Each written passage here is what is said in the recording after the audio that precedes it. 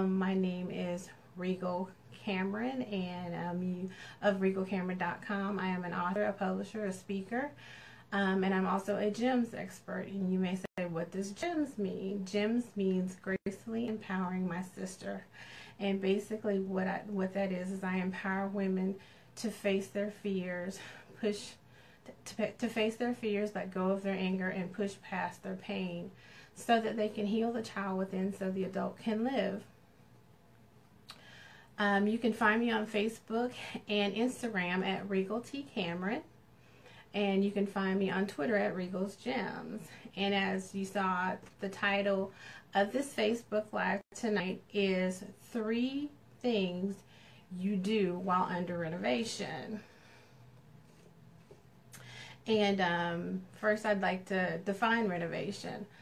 Merriam-Webster said that renovation means that you make changes and repairs to things like maybe an old home or building or room, etc., to bring it back into good condition. Good condition. And normally, usually this time of the year, between the first quarter of the year, January, February, March, people are really doing those New Year's resolutions, and they're making those changes in their life where they want to work out, eat better, lose weight, and that's good. And some of me want to go and get spiritually grounded to kind of put their life back into a good perspective. Maybe they feel like they want to start off on a brand new foot in a new year.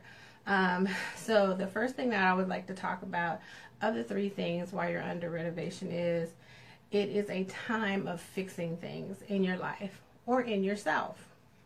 For example, as I said earlier, as I talked about exercising, you may decide that you want to start working out like 3 to 4 days a week, but I would suggest maybe starting at about 2 days a week and then working your way up, because you don't want to start out too fast because you might get hurt. Hello, been there, done that. So don't do that too fast. The other thing is you may want to change your diet. Take like a lot of the sugar out of your diet, carbs out of your diet, those things that add to your weight. Number 2, you may want to look at your truth.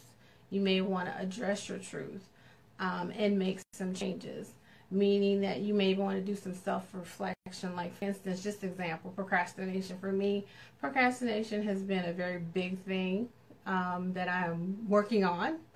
And procrastination can be a bad thing, because procrastination can keep you from moving forward. It can keep you from doing things that you need to do. It can hold you back, and the last thing you want to do is to be held back. So what I have done is, with my procrastination issues, is I'm pushing past it. I'm pushing past how I feel that day, because I may not be feeling as well, or I may be feeling tired, or I may just be being lazy and I just don't do it. So now I'm saying, no, I'm not going to put that off. I need to get it done. I literally make myself do it. And that's a way of dealing with procrastination. And if you consistently do that, then it no longer becomes a problem, because now that I'm getting to a point where I'm not procrastinating as much, I'm getting more things done.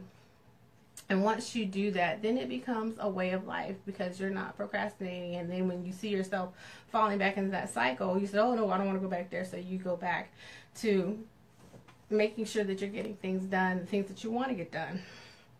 And then the third thing I would like to talk about is getting yourself grounded and closer to God. And for me, that means a spiritual grounding. It means maybe taking a time to really absorb your being, your spirit. That may mean taking time out of your day, every day, just a few minutes, not a whole lot of time, just a few minutes for you to sit down and read your word. You can read your Bible, or you can read a positive, inspirational book. You can meditate. You can pray, things like that, on a consistent basis, and that will help you kind of get a little bit more grounded in God. And by being spiritually grounded will allow you to see your true heart, your true heart, your true self, your true being. And finally, being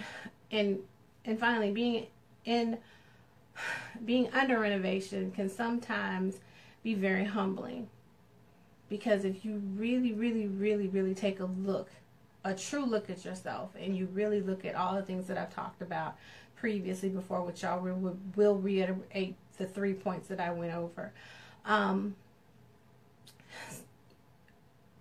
Being under renovation basically is like a mirror of you looking at yourself and seeing where you are and where you could be and where you're going. So my thing is that it gives you a chance to reflect. And the things that you don't like, change. And the things that you do like, you improve on. So it's very good to take that time to just really look at yourself, look at your life, look and see where you're going, where you want to be, what path you're taking. And for me, I'm under renovation myself. I'm always looking at where can I be better? What do I need to do? How do I need to increase my prayer? Do I need to, change something that I'm not doing, that I should be doing, that I know I need to be doing, but I'm procrastinating? So it's being under renovation can be a consistent thing that you may be going through. That's just basically moving from one level to the next level, to the next level, to the next level of change, of becoming a better person, becoming a better you. So being under renovation can be a consistent thing that you do throughout the year. It's not something that you can do just at the beginning of the year. This is something that you can take through the entire year, and just take a couple of things, maybe every month, and just work on those couple things.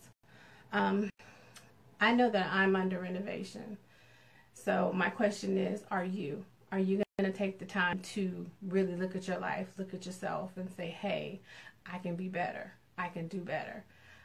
I will be better. And I think that, to me, is very inspiring, because I look at myself every day and I try to figure out, how can I be better? How can I move past whatever it is that I'm going through? How can I find the good out of what may be happening in my life? So to go back over the 3 points that I made earlier, the first one is it is taking time to fix the things in your life and or yourself. And that the example I gave was exercise 3 to 4 times a week, eating right, changing how, getting rid of the sugar, getting rid of the carbs. That, is fixing like your health. The second thing is to look at your truth and address your truth and make that change. And I use an example of procrastination, holding back on things that you know that you need to get done. Just make up your mind, have a change of thinking, change your way of thinking, and say, hey, I'm no longer going to procrastinate on this anymore. I'm going to get it done. And finally, I talked about being grounded in God. Maybe taking a few minutes out of your day to just maybe read your word, or read an inspirational book, something by Yala Van Zandt, or something, by Lisa Nichols, something that can help, build your spirit, build your being.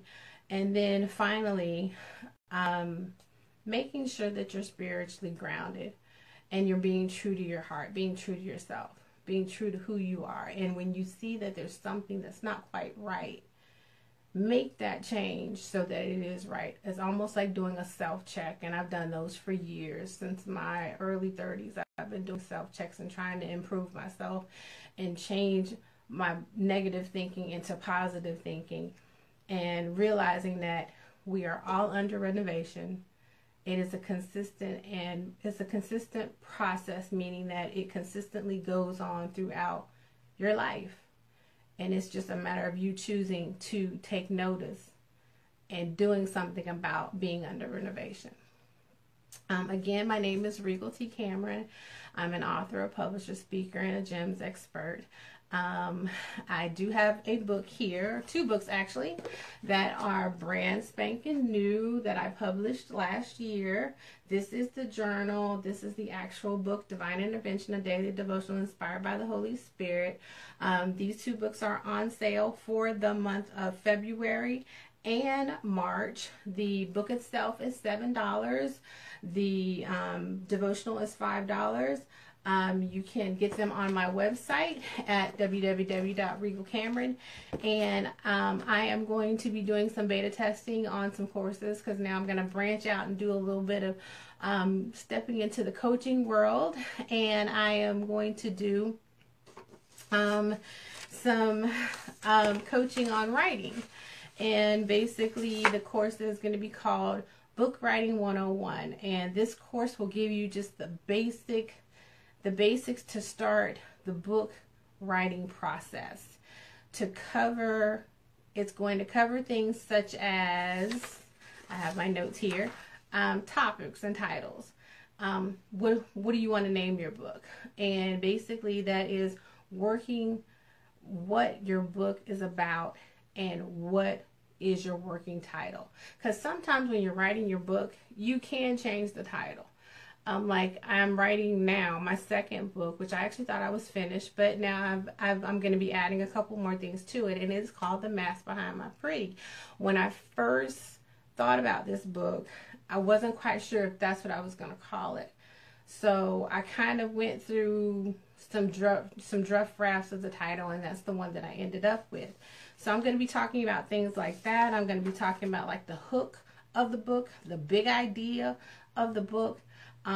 What's your big idea? What do you want the reader to get from your book? And then the third thing that I'm going to talk about, there are going to be several more things that I'm going to talk about in the course. It's going to be probably about an hour to maybe an hour and a half live course with me. But the third thing that I am going to be talking about is outlining your book, outlining your chapters. What are the things that you want to talk about in the book? So you want to basically kind of give like a title to each chapter. If you have an idea of how many chapters you want to have, you could start out with 3 chapters and end up with 10 chapters, but the subjects that you want to talk about within the realm of the book itself. And there will be many more things that I will be talking about. I will be giving more information on tomorrow, because I will be doing a Periscope on tomorrow, same time, same place, at 8:15, and I will be posting the title of that one on tomorrow. So I'm going to keep you hanging. I'm going to keep you on the hook. So you'll look out for my post of when the next Facebook Live is, which is tomorrow, and the title of it. So the course itself, it's a beta test course, so I'm going to go with the theme of 2017. So the class, it will be $20.17. I'll have the link up so that you can go on my website. And if you decide that you want to take this course, you can go on my website and pay for it. And I'll give on tomorrow, I'll give more information about the course.